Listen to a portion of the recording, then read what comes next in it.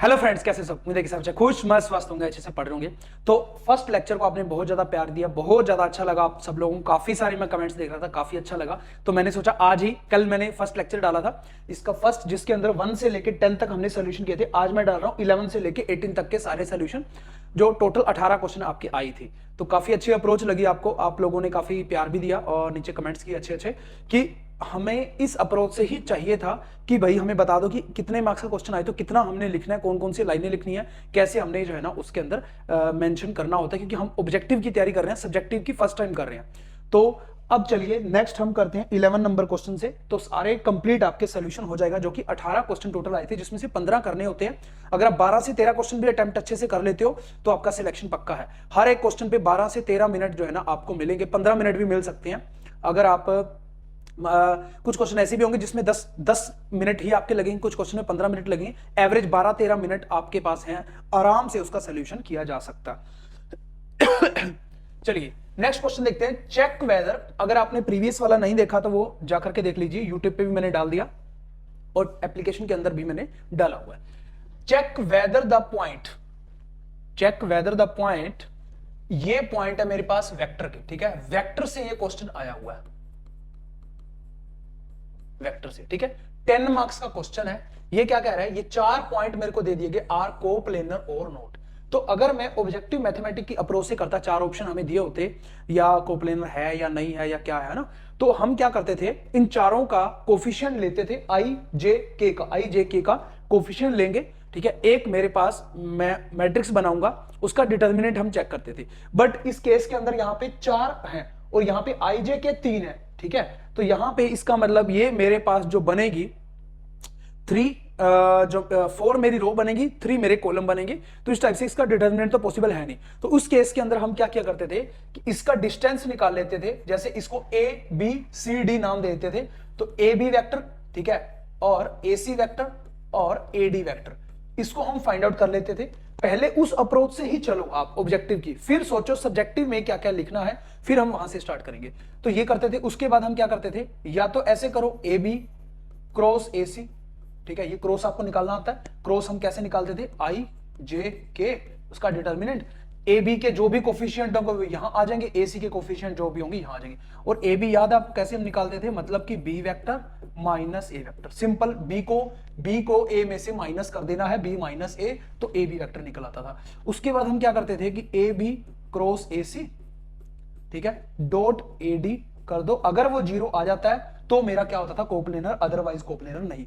कुछ स्टूडेंट ऐसे भी करते हैं कि ए बी को डॉट ले लेते हैं और उसके बाद ए सी और क्रॉस ए डी का कर देते हैं, ठीक है। ये भी कोई गलत नहीं है, ऐसे भी कर दोगे, स्केलर डॉट प्रोडक्ट बोलते हैं। तो यहां पे भी कर दोगे तो वो 0 आएगा, इट मींस क्या है, वो मेरे पास क्या है, कोप्लेनर है। अब जो है इतना चीज आपके माइंड में होती है जब आप एग्जाम के अंदर बैठे होते हो कि भाई ये करना है, बट इसको अब सब्जेक्टिव की फॉर्म से करना है, क्योंकि 10 मार्क्स है आपके पास। अच्छे से करोगे तभी आपको 10 मार्क्स मिलेंगे, नहीं तो फिर 5-7 नंबर मिलेंगे, किया ना किया कोई फायदा नहीं होगा, ठीक है। तो इसको हम एक बार हटाते हैं। तो सब्जेक्टिव की अप्रोच से स्टेप बाय स्टेप अब मैं आपको बताता हूं कि क्या क्या आपको लिखना होता है, ठीक है। जैसा कि मैंने पहले लेक्चर में बोला कि मेरी भी ऑब्जेक्टिव की ही प्रैक्टिस है इतने सालों से, तो इसलिए कोई पॉइंट छूट ना जाए, तो इसीलिए पहले से मैंने आपको समझा दिया सारा अच्छे से। तो स्टेप बाय स्टेप यहां पे आपके सामने वो आ जाएगा। देखो स्टेप बाय स्टेप क्या है कि to check whether the 4 point given by position vector, जिसमें हमने यहां पे ए दे दिया, बी दे दिया, ठीक है, उसको नाम, इसको दे दिया सी और इसको दे दिया डी, ठीक है ना। We need to check if the volume of the tetrahedron formed by these points is 0। Volume of the tetrahedron, जो कि अभी मैंने आपको बताया, A B cross A C into में डॉट, वही स्केलर प्रोडक्ट, मतलब टेट्राहेड्रन वहीं से निकलता है। तो वो टेट्राहेड्रन जो है अगर वो 0 आ जाएगा तो वो मेरा पॉइंट क्या होगा, कोप्लेनर होगा, एक ही प्लेन के अंदर होगा, कहने का मतलब। तो वही सेम चीज, बस हमें स्टेप बाय स्टेप ये लिखना है। आप इसमें आना खानी बिल्कुल मत करना, क्योंकि 10 नंबर का क्वेश्चन है। आप सोचो कि ए बी सी डी मैंने एम ही मान लिया अपने माइंड के अंदर, नहीं, उसको लिख के दिखाओ, ठीक है, कि ए ये है, बी है। लेट्स सपोज दैट, आप अपनी लैंग्वेज में लिख सकते हो, let's suppose that A is equal to ये वाला vector, B is equal to C is equal to D is equal to, और अपनी लैंग्वेज के अंदर लिख दो, अगर यहां पे if volume of tetrahedron is in this point is 0, ठीक है, formed by this point is 0, then we say that the all points are in coplanar, ठीक है, एक ही प्लेन के अंदर है। इस टाइप से अपने माइंड के अंदर जो भी आपकी लैंग्वेज आ रही है उससे कोई फर्क नहीं पड़ता, एग्जामिनर सिर्फ चेक करना चाहता है कि वो उसको आता है या नहीं, लैंग्वेज ऊपर नीचे हो सकती है हर किसी में, ठीक है। फाइंड वेक्टर, उसके बाद आप लिखोगे स्टेप 1, लिखोगे तो बहुत अच्छा, मार्क्स अच्छे मिलेंगे। Step 1 find the vector. आप सोच रहे होंगे कि मैंने ना पूरी शिद्दत से जो ना टाइम लगा करके ये आपके लिए बनाया है, और अगर मैं लिखने बैठ जाता तो आपका टाइम ज्यादा लगता, तो इसीलिए मैंने सोचा कि पहले से ही लिखा हुआ आए, आपको पता तो है ही, बट ये लिखा हुआ है कि स्टेप 1 लिखना है, उससे मार्क्स आपके ज्यादा आएंगे। Find the vector A B A C and A D. तो ए बी मैंने आपको बताया, B vector minus A vector, आपको लिखना है एग्जाम के अंदर बी वेक्टर, तो बी वेक्टर है माइनस ए वेक्टर। अब ये तो बताने की आपको जरूरत नहीं, आपको एस्टेट पहले से क्वालिफाई, आपको पता ही है, ये आ जाएगा, फिर ए सी, फिर ए डी आ जाएगा। अब जो है नेक्स्ट हम वो कर देंगे, ठीक है, कैलकुलेट करेंगे scalar triple product, scalar triple product, ठीक है। क्या? A B dot A C cross A D, कुछ लोग करेंगे A B cross A C dot A D, वो भी एक ही बात है, सेम ही आएगा आंसर। तो ए सी ए डी ऊपर क्या आ जाएगा, आई जे के, ठीक है, वेक्टर, और यहाँ पे ए सी जो मेरा आया, यहाँ पे देखो ए सी मेरे पास ये आया 9 माइनस 5 और 2, 9 माइनस 5 और 2, और ए डी मेरे पास आया 11 4 और 1, 11 4 और 1। इसका डिटर्मिनेंट हम निकाल देंगे, डिटर्मिनेंट आई जे के फॉर्म के अंदर आएंगे, और वो जब मल्टीप्लाई होगा, डॉट प्रोडक्ट होगा ए बी के साथ, फिर वो स्केलर क्वांटिटी बन जाएगी, यो क्योंकि आई स्केयर 1 होता है, जे स्केयर 1 होता है, के स्केयर 1 होता है, ठीक है, वेक्टर के अंदर आपको पता ही है। तो यहाँ पे नेक्स्ट क्या आ जाएगा, ए सी इंटू में ए डी सॉरी, ये आ गया डिटर्मिनेंट। ये हमने पूरा प्रॉपर डिटर्मिनेंट सोल्व कर लिया, इतना तो आपको आता ही होगा। आई से जब मैंने ऑपरेट करवाया, आई, ये मेरा कॉलम गया, ये मेरी रो गई, -5 माइनस का 8, -5 माइनस का 8, ठीक है। ऐसे ही आगे बाकी सारे, इससे जब करवाओगे, इससे जब करवाओगे, आ जाएगा। उसके बाद है ये मेरे पास फाइनल आ जाएगा ए सी इंटू ए डी, ये वाला। उसके बाद इसको किससे डॉट प्रोडक्ट करवाना है, ए बी से करवाना है। तो यहाँ पे नेक्स्ट कंक्लूजन क्या आ जाएगा, जब इसका मैं डॉट प्रोडक्ट करवाऊंगा, यहाँ पे देखो कि जब मैं यहां पे करवाऊंगा A B vector dot A C cross A D, आप देखो इसकी मल्टीप्लाई किससे करवानी है, ए बी से। तो ए बी यहां पे मेरे पास ये वाला है, ठीक है, टोटल ये वाला आया माइनस का 7, और यहां पे है माइनस का 13, तो माइनस का 7 माइनस का 13, पूरा प्रॉपर लिखते हैं, 14 और यहां पे है 13, प्लस में यहां पे माइनस का 3 इंटू में है 91। तो यहां पे मेरे पास क्या आएगा, 91 और 182, और यहां पे मेरे पास ना 3 होती है 27, 273, ठीक है।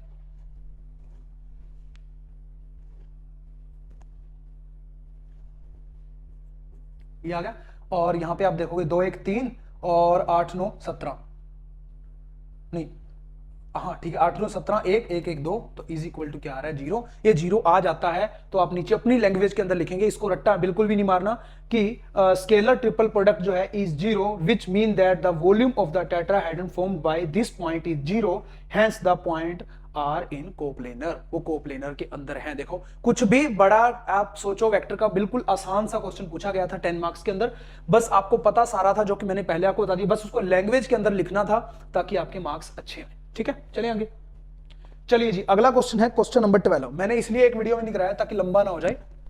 देखो द मीन एंड वेरियंस, तो ये मीन एंड वेरियंस देखते ही ये क्वेश्चन कहां से आया, स्टैटिक्स से, ठीक है, स्टैटिक्स वाले टॉपिक से आया, mean median mode standard deviation mean deviation, है ना, वेरियंस और ये सारी चीजें वहां पे हम देखते हैं। और फिर binomial variable x are 2 and 1, तो यहां पे हमें पता है जो मीन होता था np होता था, ठीक है, वो 2 दिया हुआ है, ठीक है, और वेरियंस ये हम काफी सारे क्वेश्चन कर चुके हैं, एनपीक्यू मैंने बहुत सारे क्वेश्चन करवाए हैं इसके ऊपर, एनपीक्यू, इसको इससे डिवाइड करते थे तो एन की वैल्यू निकल जाती थी, क्योंकि एनपी जो है क्यू की वैल्यू निकल जाती थी, सॉरी, ठीक है, एनपी को एनपी इससे डिवाइड करोगे तो क्यू की वैल्यू आ जाएगी 1/2, क्यू की वैल्यू अगर 1/2 है तो पी की वैल्यू होती क्या है, 1 माइनस क्यू होती है, तो ये भी मेरी 1/2 आ जाएगी, ये 1/2 आ जाएगी। यहां से एनपी इज इक्वल टू कितना है 2, तो यहां से P की वैल्यू अगर 1/2 है तो यहां से N की वैल्यू कितनी आ गई, 4, N की वैल्यू आ गई 4। याद है, ये आपके माइंड में उस टाइम पे घूम रहा होगा। आप जब भी सब्जेक्टिव पेपर सोल्व करने बैठो, आप अपने सबसे पहले ऑब्जेक्टिव की अप्रोच से सोचो कि आपको क्या माइंड में आ रहा है, फिर उसको सोचो लैंग्वेज के अंदर कैसे हमने डालना है, कौन कौन सा स्टेप लिखना है, और आपके मन में जो जो भी आता जाए वो स्टेप लिखते जाओ। लेट्स सपोज दैट, ठीक है, इस टाइप से आता जाए, ये equation number 1, equation number 2, then we add divide equation number 2 by equation number 1, जो भी है लिखते जाओ ताकि आपको नंबर मिले ज्यादा से ज्यादा, ठीक है। तो इस अप्रोच से करना है, अटेम्प्ट की भी एक अप्रोच होनी चाहिए। n इज इक्वल टू यहां पे आ गया 4, अब देखो जी 4 आ गया, हमें क्या निकालना है, फाइंड द प्रोबेबिलिटी, ठीक है, probability that x takes value the greater than 1, ठीक है, ग्रेटर देन 1 का मतलब ये हुआ ये, ठीक है, px ग्रेटर देन 1, तो यहां पे px इज इक्वल टू 2 पे निकलेगा, प्लस में px इज इक्वल टू 3 पे निकलेगा, प्लस में px इज इक्वल टू 4 पे निकलेगा। क्यों? क्योंकि n is equal to total number, n is equal to यहां पे 4 है। या इसको ये भी कर सकते हो 1 minus px is equal to 0 पे माइनस कर दो और 1 पे, ऐसे भी हम करते थे, 0 और 1 को हटा दो क्योंकि 0 से लेके 4 तक जा रहा है, ठीक है, 0 और 1 को हटा दिया तो 2, 3 और 4 का ही रहेगा। ऐसे भी आप कर सकते हो, किस टाइप से भी आप कर सकते हो। उसके बाद आपको पता ही है, अब तो फॉर्मूला लगाना है। मान लीजिए px इज इक्वल टू 2 की ही बात कर लेते, तो NCR का फॉर्मूला लगाना है, p की पावर r q की पावर n माइनस r, तो यहाँ पे 4c2 हो जाएगा और p क्या है मेरा 1/2 की पावर 4 माइनस 2 आ जाएगा इधर, तो और ये भी 1/2 ही है, 4 माइनस 2 2 आ जाएगा। इस टाइप से आप सभी का अलग अलग निकाल लोगे, उसका एडिशन कर दोगे, मेरा आंसर आ जाएगा। तो ये आपके माइंड में उस टाइम घूम रहा होगा ऑब्जेक्टिव वाला। अब इसको सब्जेक्टिव की अप्रोच से देखो कैसे करना है, वो हम अब यहां पे देखते हैं, ठीक है। तो इसको एक बार मैं हटा दूं, पूरे को क्लीन कर देता हूं, दोबारा लिख लेंगे, ठीक है। तो यहां पे हमारे पास मीन है, वेरिएंस है, 2 और 1 दिया हुआ है, तो ये स्टैटिक्स, ठीक है, स्पेलिंग मिस्टेक हो सकती है, थोड़ी बहुत देख लेना, ठीक है। तो चलिए यहाँ पे अब मैंने वो चीज आपको पूरे प्रॉपर बता दी कैसे सोल्व करना है।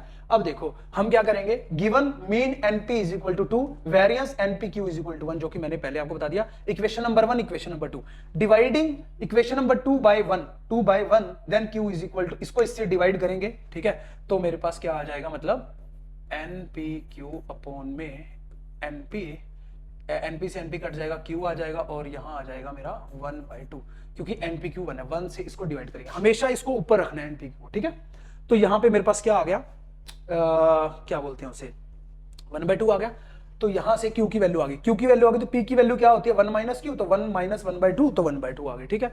उसके बाद देखो n इंटू फ्रॉम 1 से मैंने क्या किया, p की वैल्यू यहां पे जो भी मेरी आई थी पुट की 1/2, तो 2 उधर जाके n को क्या बना देगा, वो 4 बना देगा। द बाइनोमियल डिस्ट्रीब्यूशन क्या कहता है, px is equal to r का NCR p की पावर r q की पावर n माइनस r, जो कि अभी मैंने आपको दिखाया भी। अब जो है इस फॉर्मूला के अंदर कुछ नहीं है, पुट करना है बस, कुछ नहीं है, ठीक है। इसको थोड़ा सा हम इधर कर देते हैं, ठीक है,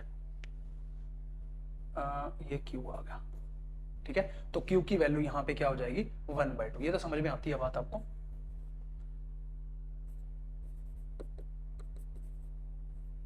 ठीक है, तो यहां पे मेरे पास x जब 1 से बड़ा है, क्योंकि उसने बोला है वैल्यू ग्रेटर देन 1, तो p 2, 3 और 4, 1 से बड़ा क्या हो जाएगा 2, इंटीजर वैल्यू लेते हैं 2, 3, 4, क्योंकि n इज इक्वल टू 4 है तो 4 तक जाएगा। तो यहां पे वही फॉर्मूला लग जाएगा NCR वाला, तो यहां पे NC2 मतलब 4C2 1/2 की पावर 2 1/2 की पावर 2, फिर उसका 4C3 1/2 मतलब p की पावर r और q की power p minus r, sorry n minus r, मतलब 4 माइनस 3 1 आ जाएगी। ऐसे ही 4C4 1/2 की पावर 4 इंटू में 1/2 की पावर क्या आ जाएगी, यहां देखो 4 माइनस 4 0, तो इसीलिए वो लिखा नहीं है। अब इसको सोल्व कर दो, 4 से 2 सोल्व करना आता ही है, ठीक है। 4 गुना 3 बटे 2 गुना है, क्योंकि नीचे 2 है तो 2 बार ऊपर भी नीचे भी खोल दो, 1/4 1/4, ठीक है। 4C3 लिख लो चाहे 4C1 लिख लो, बात तो एक ही है, आपको पता है ना। NCR लिख लो या NCN माइनस R लिख लो, ये मैंने आपको बाइनोमियल के अंदर करवाया हुआ है, ठीक है। तो 4C1 4 ही आ जाएगा, या तो नीचे 3 है तो 3 बार खोल दो, 3 2 1 और ऊपर 4 इंटू 3 इंटू 2, तो वो कट कटा के फिर से मेरा 4 ही रह जाएगा, और यहाँ पे आ जाएगा 2 दूनी 4 दूनी 8 और 1/2, प्लस में 4C4 1 होता है, और ये तो 0 ही हो गया, और 1/4 का 16 हो गया, ठीक है। तो 2 से 2 2 3 6 आ जाएगा, प्लस में यहाँ पे रह जाएगा मेरे पास चौकी चौकी 16, ठीक है, और प्लस में यहाँ पे 4 दूनी 8, 2 नीचे जाएगा, 2 दूनी 4 रह जाएगा, प्लस में 1/16 रह जाएगा। तो यहाँ पे करोगे आप जब एक सेकंड, यहाँ कुछ मिस्टेक हुई है, यहाँ पे ये हुई है 2 से कटा 6, ये भी इंटू में ही है, साथ में ही है, ठीक है, इंटू में ही है 1/16, और फिर ये वाला है, और ये वाला 4 दूनी 8 1/4, ठीक है, 16 आ गया। और चलो 16 ही मैं नीचे ले लेता हूं, तो ऊपर आ गया 6, प्लस में, और ये इसको 16 बनाने के लिए वैसे तो 4 से मल्टीप्लाई और डिवाइड कर दो, नहीं तो कोई बात नहीं, ऊपर रह जाएगा 4, और प्लस में क्योंकि 16 यहाँ पे मैंने लिया, और यहाँ पे रह जाएगा 4 6 10 और 11, 11/16 मेरा आंसर आ गया फाइनल। ठीक है, अगर आप उस अप्रोच से जाओगे जो मैंने आपको बताई, उस अप्रोच से भी आप जा सकते हो। पी एक्स ग्रेटर देन 1 है अगर आपके पास, तो आप ऐसे भी जा सकते हो 1 minus P X is equal to 0 और माइनस, ठीक है, इस टाइप से जा सकते हो पी एक्स इक्वल टू 1, क्योंकि 1 से बड़े की बात हो रही है तो 0 और 1 को घटा दूंगा, 2 3 4 ही रह जाएगा। तो 1 माइनस 0 का करेंगे तो NCR 4C 0, 1/2 की पावर 0 और 1/2 की पावर 4 माइनस 0 4, माइनस करेंगे 4C 1, 1/2 की पावर 1 और 1/2 की पावर 4 माइनस 1 तो 3। तो आंसर देखो यहाँ पे 4C 0 1 होता है, ठीक है, क्योंकि 4 का फैक्टोरियल अपॉन में 4 माइनस 0 का फैक्टोरियल इंटू 0 का फैक्टोरियल। तो एक और भी NCR का भी फॉर्मूला लिखना चाहो तो लिख सकते हो। एग्जामिनर सोचेगा कि भाई बहुत ही अच्छा स्टूडेंट है तो इसको मार्क्स अच्छे मिलने ही चाहिए, इसको ईच एंड एवरीथिंग हर एक चीज पता है। तो ये आ जाएगा इसकी पावर 0 1, इसकी पावर 2 2 दूनी 4 दूनी 8 दूनी 16, माइनस 4C1 4 आ जाएगा और ये आ जाएगा 2 दूनी 4 दूनी 8 दूनी 16, 4/16। ठीक है, तो 16 माइनस में 1 माइनस में 4 अपॉन में आ जाएगा। ठीक है, 5 गया 11 5 16, 11/16 मेरा आंसर आ गया। ठीक है, कोई दिक्कत नहीं है ना। तो यहां पे बिल्कुल सेम आंसर आया। ये ऐसे करो चाहे ऐसे करो, बात एक ही है, बस इसको लैंग्वेज के अंदर थोड़ा सा लिखना पड़ेगा क्योंकि 10 मार्क्स का क्वेश्चन है, इससे बड़ा नहीं कर सकते हम। ठीक है, तो ये वाला क्वेश्चन अगर मैं बोलूं तो 10 मिनट में आराम से हो सकता था, 10 मिनट भी ज्यादा ही बोल दिए मैंने, आराम से किया जा सकता था। तो कुछ क्वेश्चन कम टाइम वाले भी हैं, ये क्वेश्चन थोड़ा सा लंबा हो सकता है, कुछ क्वेश्चन लंबे हैं, कुछ क्वेश्चन कम टाइम वाले भी हैं। नेक्स्ट देखो, find all the eigen values.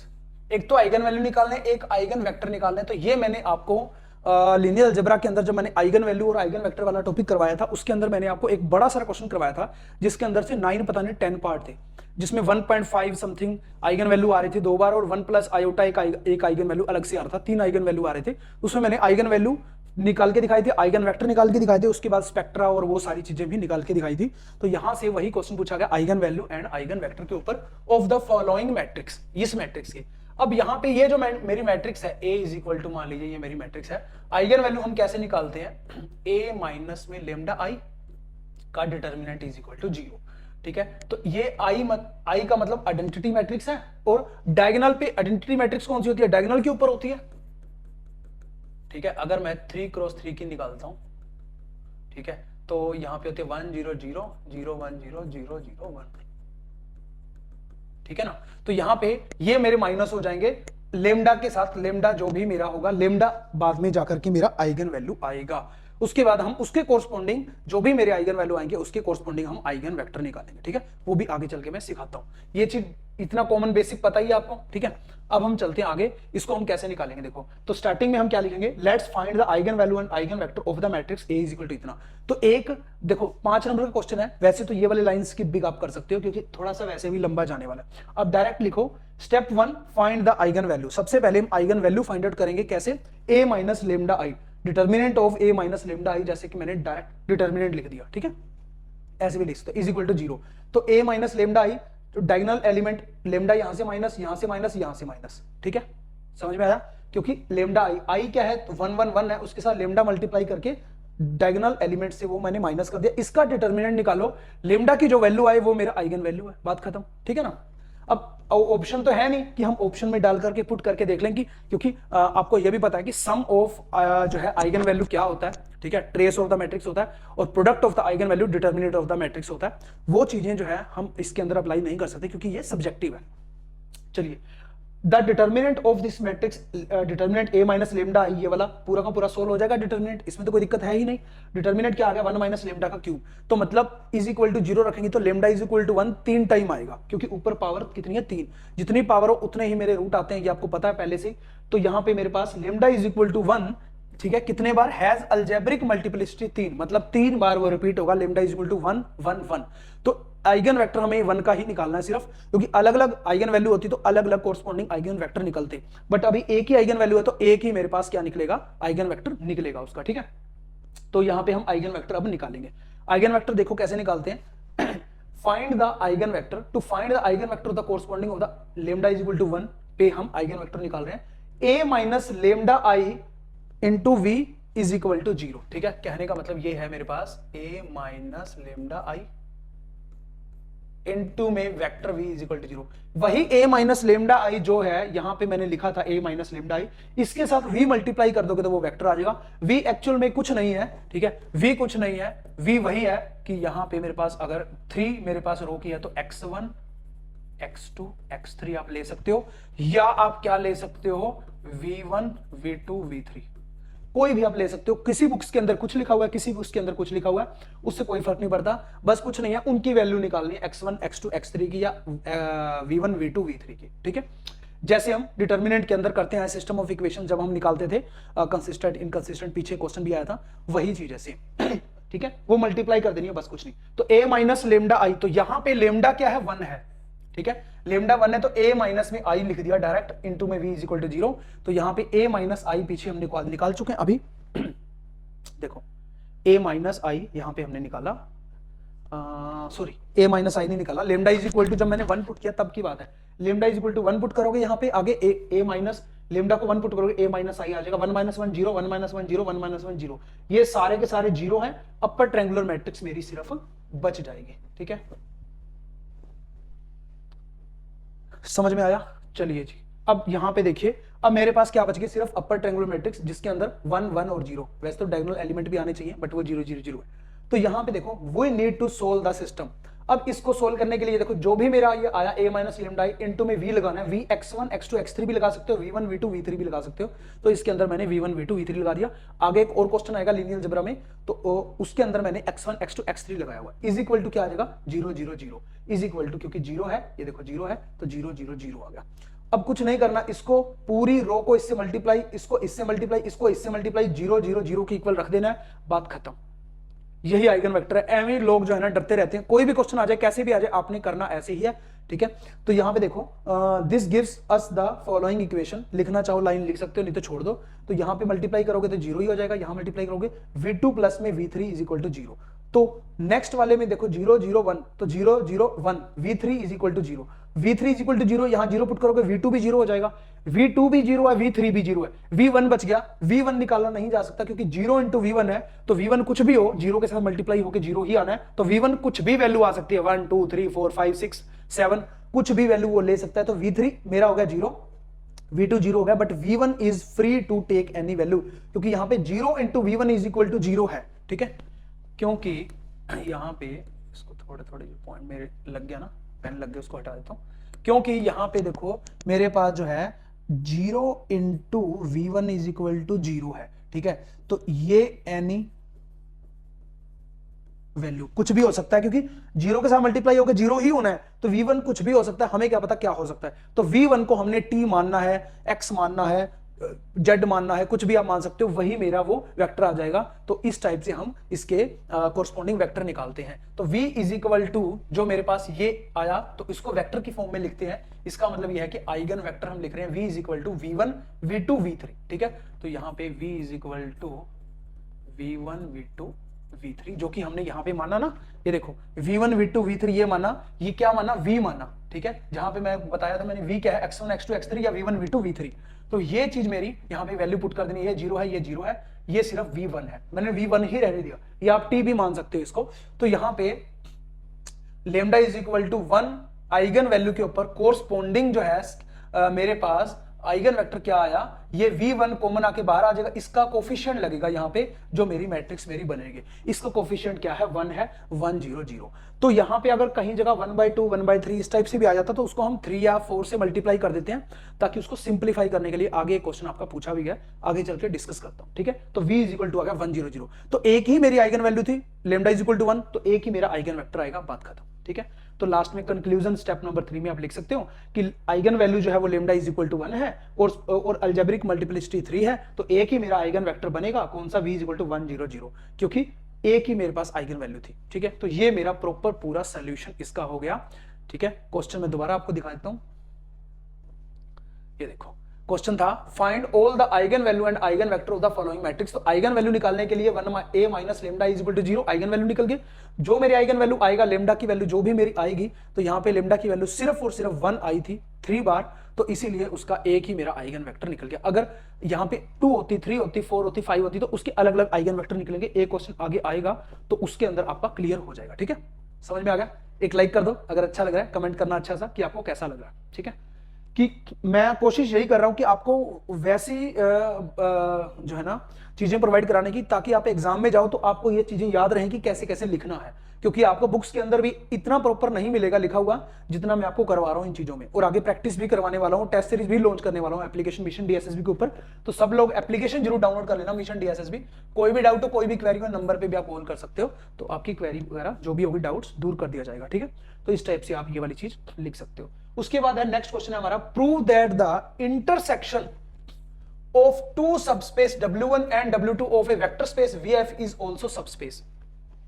तो एक बार मैं इसको बैक कर रहा हूं, एक बार मैं आपको ये बता देता हूं कि यहां पे ये जो क्वेश्चन है कहां से आया, क्योंकि क्वेश्चन हम लिखना जरूरी है कि कहां कहां से आ रहे हैं, कि आपको इसमें कोई दिक्कत ना हो। ये जो क्वेश्चन है हमारा वो आया मेरा लीनियर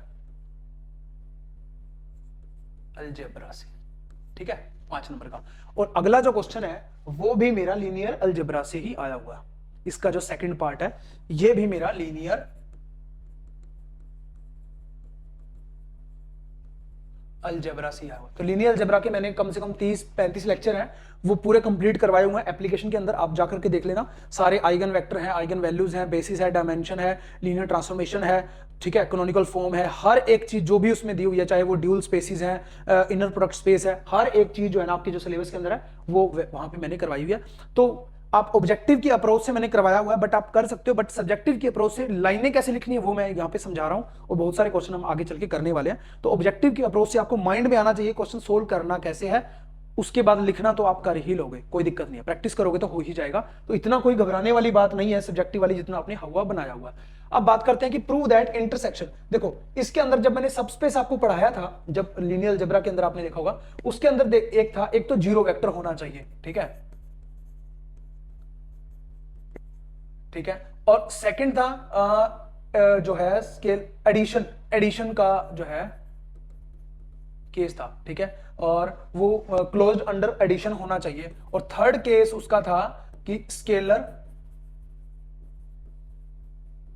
मल्टीप्लिकेशन का। तो जीरो तो हर किसी में इंक्लूड होता ही है, जीरो बिलोंग करता है वेक्टर स्पेस को, जब मैंने कह ही दिया सबस्पेस, वो दोनों सबस्पेस ही है, W1 और W2। इंटरसेक्शन होगा कि नहीं, ठीक है, तो W1 जो है वो सबस्पेस है, W2 जो है वो सबस्पेस है, ठीक है।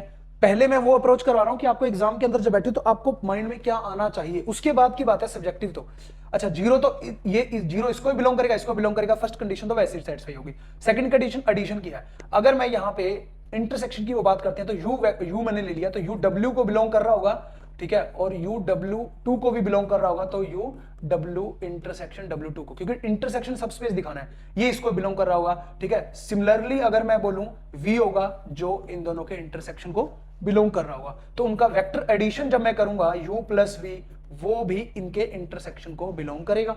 एडिशन भी, क्योंकि U अलग से दोनों इंटरसेक्शन से आ रहा है, दोनों में U V दोनों में है, तो उनका एडिशन भी आएगा, तो ये सबस्पेस बन जाएगा। और स्केलर मल्टीप्लिकेशन में AU प्लस में BV मैंने कर लिया, दोनों में एक स्केलर मल्टीप्लाई करवा दिया। A मेरा फील्ड से आ रहा है और B भी मेरा फील्ड से आ रहा है, चाहे तो सिर्फ एक ही ले लो, B मत लो, ठीक है।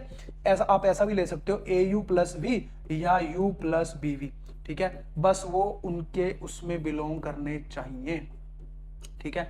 तो ये ऐसा भी डायरेक्ट, कुछ बुक्स के अंदर डायरेक्ट भी ऐसा दिया हुआ कि AU प्लस BV ही प्रूव कर दो, बट वो ऑब्जेक्टिव की अप्रोच से है। सब्जेक्टिव की अप्रोच से मैं बोलूंगा आपको तीनों अलग अलग प्रूव करो सब स्पेस के लिए। अब आप बोलोगे ये इसके अंदर कैसे चलेगा, देखो अगर UW के अंदर है मतलब चलो W इंटरसेक्शन की बाद में बात करते हैं।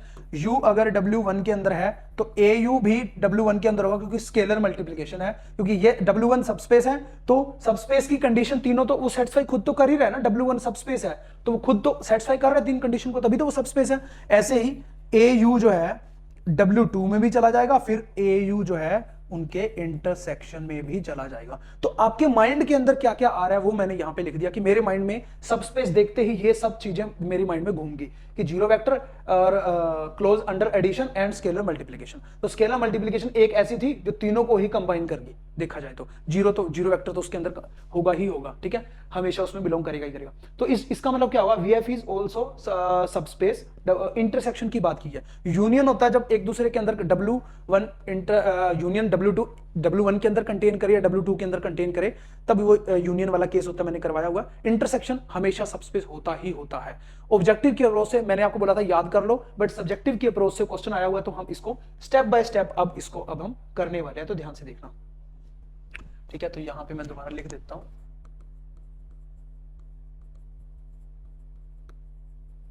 लीनियर अलजेब्रा, ठीक है। तो यहां पे स्टेप बाय स्टेप अब आप देखोगे, we need to show that intersection जो है satisfy three condition for being a subspace of VF. कौन सी फर्स्ट है, जीरो वेक्टर, ठीक है, W1 इंटरसेक्शन W2 में होना चाहिए, और इंटरसेक्शन जो है क्लोज अंडर वेक्टर एडिशन होना चाहिए, और intersection close under scalar multiplication. यही तीन कंडीशन मैंने बताई सबस्पेस के लिए, यही तीन कंडीशन होती है, ठीक है। तो बस अब कुछ नहीं है, सिर्फ स्टेप 1 में जीरो वेक्टर है या नहीं, जीरो वेक्टर ओवियस है, होता ही है। इसको लैंग्वेज में कैसे लिखना है, by definition A subspace of a vector space must contain the zero vector. आप अपनी लैंग्वेज में लिख सकते हो कि जीरो वेक्टर तो मस्ट कंटेन करेगा ही करेगा, ठीक है, सबस्पेस के अंदर। तो W1 is a subspace of VF, W1 और W2 दोनों सबस्पेस हैं VF के, पहले से उन्होंने दिया हुआ है। क्या दिया हुआ है कि W1 is subspace of VF और W2 is subspace of VF। To prove क्या करना है कि W1 intersection W2 is subspace of VF, ठीक है। ये ऑलरेडी सबस्पेस दिए हुए हैं, ऑलरेडी सबस्पेस दिए हुए हैं, तो जीरो W1 में भी बिलोंग कर रहा होगा, W2 में भी बिलोंग कर रहा होगा, ठीक है, दोनों में, क्योंकि जीरो सबस्पेस का मतलब ये तीनों condition satisfy, already W1 subspace है तो तीनों कंडीशनों को सेटिस्फाई कर रहा होगा। तो जीरो, उसमें जीरो बिलोंग कर रहा होगा W1 में, जीरो बिलोंग कर रहा होगा W2 में, तो उनके दोनों में ही कर रहा है, तो इनके इंटरसेक्शन में कॉमन पॉइंट होता है, जीरो दोनों में आ रहा है तो इंटरसेक्शन में भी आ गया, ठीक है, सिंपल है, समझ में आ गया, कोई दिक्कत नहीं। अगला स्टेप देखो, क्लोजर अंडर वेक्टर एडिशन, ठीक है, क्लोजर प्रॉपर्टी होनी चाहिए एडिशन की। अब देखो W1 सबस्पेस है तो वो सारी तीनों प्रॉपर्टी को होल्ड करता है, तो क्लोजर की प्रॉपर्टी को भी होल्ड करता है, ठीक है। तो अगर मैं U और V दो मैं मान लूं आर्बिट्रेरी वेक्टर है इंटरसेक्शन के अंदर, तो उनका एडिशन जो है उनके उसके अंदर जाना चाहिए, ये हमें प्रूव करना है, ठीक है।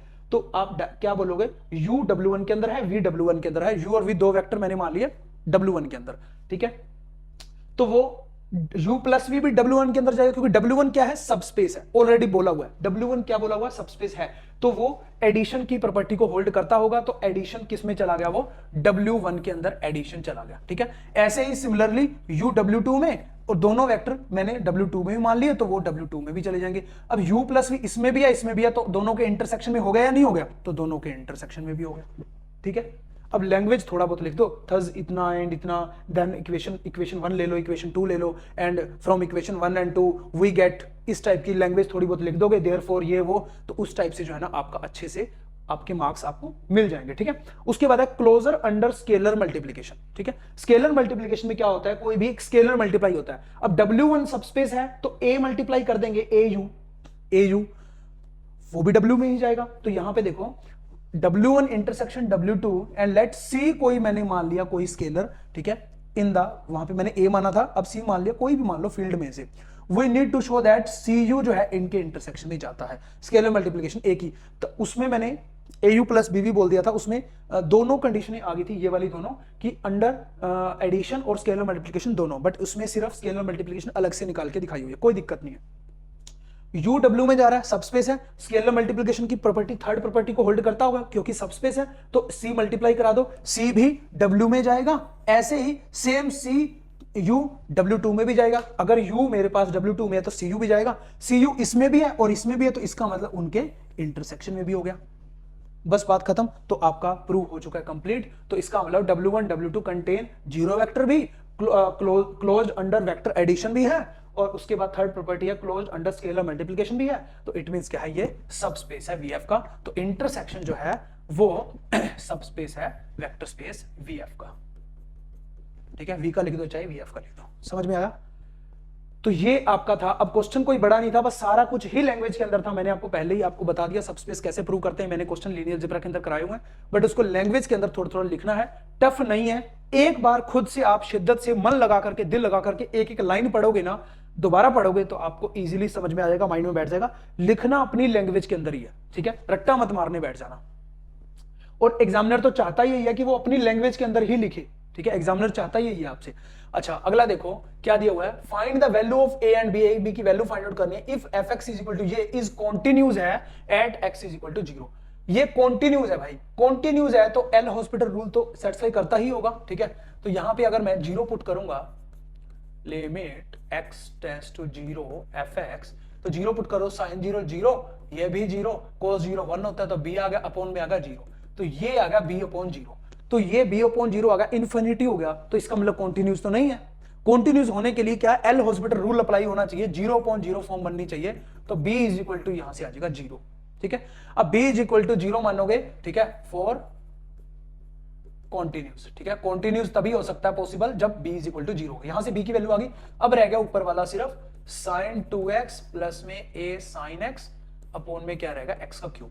अब यहां पे ये बन रही है मेरी 0/0 फॉर्म। एल हॉस्पिटल रूल लगाएंगे, ऊपर नीचे डेरिवेटिव करेंगे, 2 टाइम cos 2x प्लस में a cos x अपॉन में आ जाएगा 3x के। 0 अप्लाई करो, cos 0 1 होता है, ये 2 आ गया, प्लस में a आ गया, अपॉन में 0, ये 0/0 फॉर्म बननी चाहिए फॉर कॉन्टिन्यूस। ये उसका ऊपर वाला सारा का सारा क्या होना चाहिए, 0 होना चाहिए, तो a की वैल्यू क्या आ गई, -2, a की वैल्यू -2, b की वैल्यू 0। अगर ऑब्जेक्टिव की अप्रोच से करता तो 2 ही लाइनों में क्वेश्चन आपका खत्म हो सकता था, बट हमें क्या करना है, सब्जेक्टिव की अप्रोच से करना है, 10 मार्क्स की अप्रोच से। तो ये जो मैं अप्रोच बार बार कर रहा हूं ना, यही आपको प्रिपरेशन में हेल्प करेगी। जब आप प्रिपरेशन कर रहे हो, पहले ऑब्जेक्टिव की अप्रोच से जाओ कि आपको कितना आता है, आप कितना लिख सकते हो उसके बारे में, उसके बाद इसको लैंग्वेज की फॉर्म के अंदर लिखोगे, तभी मजा आएगा, ठीक है, तभी मजा आएगा, नहीं तो फिर बात नहीं बनेगी। तो ये मेरे पास जो क्वेश्चन है, अरे भाई अरे भाई अरे भाई अरे भाई, रुक जा रुक जा रुक जा, क्या हो गया,